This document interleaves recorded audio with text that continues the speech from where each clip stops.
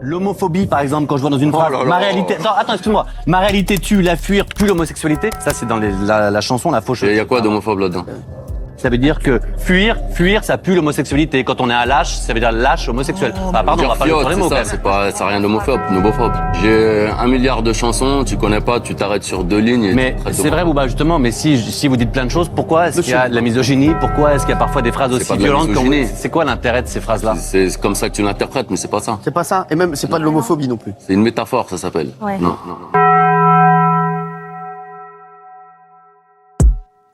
En septembre 2022, le rappeur Tovarich dévoile le clip de son morceau 2CB. Comme à son habitude, il est bien entouré de son équipe, les visuels de ses clips visent toujours à impressionner. Ne confonds pas, je suis pas un acteur, je suis producteur. C'est moi le point, c'est moi qui gère, c'est moi qui paye tout.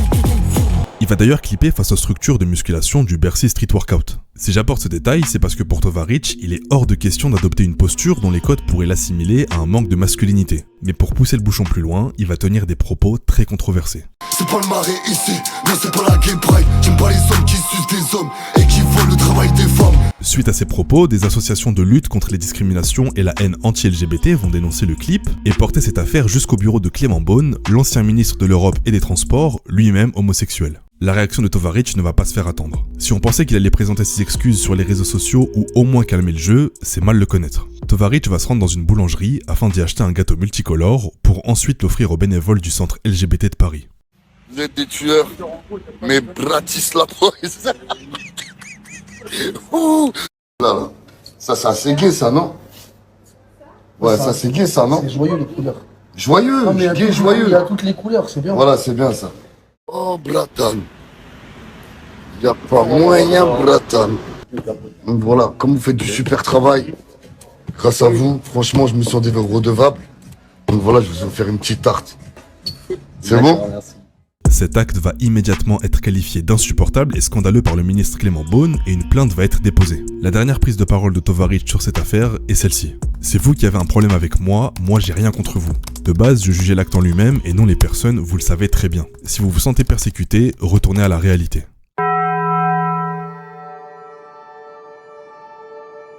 Le 26 avril 2019, le groupe 13 Block dévoilait leur album Blow. Dans le tracklisting de celui-ci, on y retrouve le morceau Fuck le 17. Ce morceau s'inscrit dans la discographie du groupe comme un de leurs morceaux phares. Ils y expriment tout leur mépris envers les forces de l'ordre pour des raisons évidentes.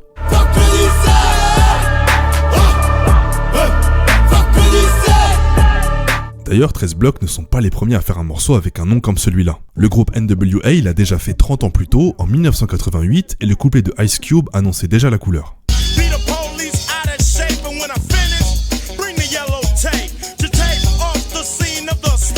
La chanson a même attiré l'attention du FBI qui a envoyé une lettre à leur label Priority Records. Leur lettre affirmait que l'album encourage la violence et le manque de respect envers les forces de l'ordre. Et bien, 30 ans plus tard, dans le morceau Fuck le 17, Stavoy et Old P vont également tenir des propos qui vont leur causer des problèmes. Et dans mon coffre, deuxième, je le vais. Et dans ce coffre, je rêve de plusieurs corps de policiers. Fuck le 17. Ne parle pas de tonnes, c'est ce débat. Fuck le 17.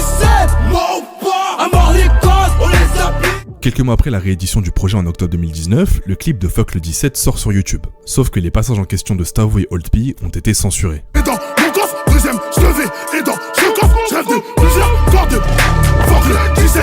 Ne parle pas de tonnes, c'est ce débat. Fuck le 17. On les applique. Ça a étonné beaucoup de leurs fans étant donné qu'à ce moment-là, le groupe n'a été la cible d'aucune poursuite judiciaire. Mais bon, même avec des paroles censurées, 13 Block va se retrouver dans la polémique. Suite à l'apparition du clip, Éric Morvan, le directeur général de la police nationale, va déclarer « La provocation à la haine anti-flic, la glorification du communautarisme, la promotion de trafic mortifère et d'un machisme pitoyable, tout dans les clips de 13 Block est écœurant. » Il a aussi laissé sous-entendre que l'histoire n'allait pas s'arrêter là. Il n'existe pas de délit de bêtise, mais pour le reste, je ferai le nécessaire. Et c'est pas le seul à s'être indigné. Le secrétaire d'État à l'intérieur, Laurent Nunez, a lui aussi réagi. Insulter et outrager les policiers est inadmissible. La justice sera saisie. Pour rester dans ce thème, Friskerland a lui aussi proféré cette fameuse expression dans son intro iconique, Frisraël. Sur la prod, prends des suivis comme professeur au bon collector. Mon repos, juste pour Adama. Et Sonic bandé comme en Alabama.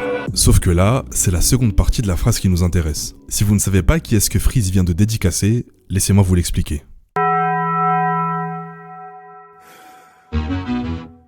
En mars 2018, un rappeur du 93, alors jusque-là inconnu du public, dévoile sur sa chaîne YouTube un morceau qui va changer la trajectoire de sa vie. Nick Conrad publie le morceau « Pendez les Blancs ». Je rentre dans des crèches de des bébés blancs, attrapez-les vite et pendez leurs parents. Écartez-les pour passer le temps, divertir les enfants noirs de tout âge, petits et grands. Fouettez l'effort, faites le franc schéma. Que ça pue la mort, que ça puisse le sang pendu aux arbres dans le vide sidéral. Macabre effrayant, vise comme ils se meuvent, blafard et marrant. Ôtez-leur toute humanité, qu'ils ne soient plus que des objets sans vie dès à présent. Possédez-les, mettez leur nom sur vos testaments, yeah yeah mais yeah yeah.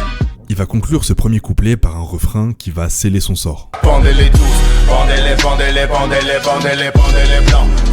Si on peut penser que le second couplet va venir nuancer les propos du premier, il n'en est rien. Nick Conrad pousse le bouchon encore plus loin et continue d'appeler au meurtre des blancs. Pas de sentiment qu'ils meurent tous en même temps qu'ils crament dans leur rassemblement. Donnez l'exemple, torturés devant le groupe. Ceux qui d'entre eux sont trop récalcitrants, bouche de blanc écartés sur un coin de trottoir, écrasement de tête mortelle pour leur casser les dents. Balle dans la tête, c'est donc ça qu'ils aiment tant. Suite à la publication de ce morceau en mars 2018, c'est un flop total. Nick Conrad reste inconnu du public, son clip peine à atteindre les 1000 vues. Et ce, même s'il a pu compter sur le partage de Dieudonné sur sa page Facebook à 1 million d'abonnés. En général, si Dieudonné te partage, c'est que t'es peut-être allé un peu loin. Le tournant de cette histoire va arriver quelques mois plus tard, en septembre 2018, lorsque Nick Conrad décide de clipper ce morceau. En quelques jours, il va passer de total inconnu à ennemi numéro 1 des associations anti-racisme. Laissez-moi vous décrire le clip. Nick Conrad va se balader dans les rues de Noisy-le-Grand avant d'apercevoir un homme blanc en train de marcher.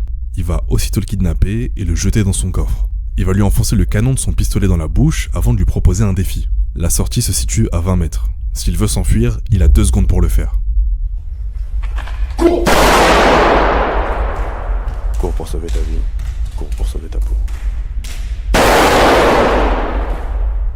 Après avoir reçu des balles dans le dos, Nick Conrad lui propose d'abréger ses souffrances, mais pas de n'importe quelle manière. Il va ordonner à l'homme blanc d'ouvrir sa bouche et de la placer sur l'angle d'un trottoir. Puis, Nick va lui écraser la tête à coups de pied. Il vient de recréer une scène culte du film American History X où un skinhead écrase la bouche d'un noir sur le coin d'un trottoir. That's it. Now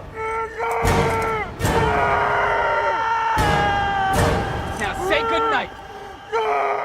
Et pour terminer ce clip, Nick met ses menaces à exécution et finit par contre l'homme blanc à un arbre. Seulement quelques jours après la mise en ligne du clip, les réseaux sociaux s'enflamment après que l'extrême droite se soit emparée de celui-ci. Très rapidement, c'est au tour des politiques de s'exprimer sur le sujet. Le clip est arrivé jusqu'aux oreilles du ministre de l'Intérieur Gérard Collomb, puis à celles du porte-parole du gouvernement Benjamin Griveaux, qui déclarera que le gouvernement français condamne avec la plus extrême fermeté les paroles haineuses et écœurantes de Nick Conrad. Ceux qui les diffusent portent une lourde responsabilité et doivent réagir au plus vite. De son côté, Nick Conrad, lui, dément toutes les accusations de racisme et d'appel au meurtre. Le rap, c'est un style artistique particulier qu'il faut comprendre. Même si ça passe par des mots violents ou par de la brutalité, c'est aussi un peu une caractéristique du hip-hop. Parce que tout ce dont j'ai parlé, je l'ai déjà dit plus d'une fois, tout ce dont j'ai parlé dans le texte, là, les Blancs le prennent de pleine face, mais c'est réellement ce qui a eu lieu dans la communauté noire. C'est-à-dire que tous les éléments dont j'ai parlé sont des choses qui sont réellement arrivées à la communauté noire. Je suis pas raciste, tout court. Pour moi, il n'y a pas de raciste anti-blanc, il n'y a pas de racisme anti-juif. Pour moi, on est raciste, un point, un trait. Je suis pas raciste, mais je peux comprendre, quand on prend les mots au premier degré, qu'on puisse m'attribuer ce genre de qualificatif. Cependant, ces justifications vont pas suffire à le sauver. Suite à la polémique, il perd son emploi de réceptionniste dans un palace. La LICRA et l'Alliance Générale contre le Racisme vont porter plainte et le traîner en justice.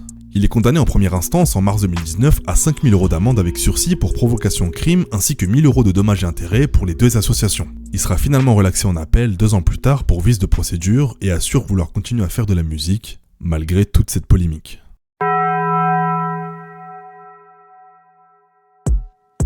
Le 7 novembre 2018, à l'occasion de la sortie de son album La Fosse au Lion, dont voici la magnifique cover, Kalash Criminel dévoile le 3e extrait de l'album. Cet extrait, initialement inclus dans le projet, c'est Cougar Gang, mais il va très vite être retiré du track listing. Je suis bon qu'à niquer des mères, je suis bon qu'à niquer des mères, je baisse que des mères comme Macron, je baisse que des mères comme Macron. Après s'être comparé au président de la République et à son attrait pour la fornication avec une vieille femme, Kalash Criminel va subir des pressions de la part de son distributeur Universal, lui-même mis sous pression par l'Elysée. Il semblerait que le couple Macron ait très peu apprécié la punchline. Cependant, Kalash Criminel reste dans l'incompréhension. Avant la sortie du morceau, sa maison de disques lui dit que c'est un gros son, qu'il faut absolument le clipper et le balancer immédiatement. Mais suite à cette plainte de l'Elysée, Universal retire le morceau de l'album sans l'accord de Kalash Criminel. De son côté, lui et son avocat étaient prêts à batailler pour garder le morceau dans l'album, mais La Fosse au Lion sortira finalement sans Cougar Gang dans la tracklist.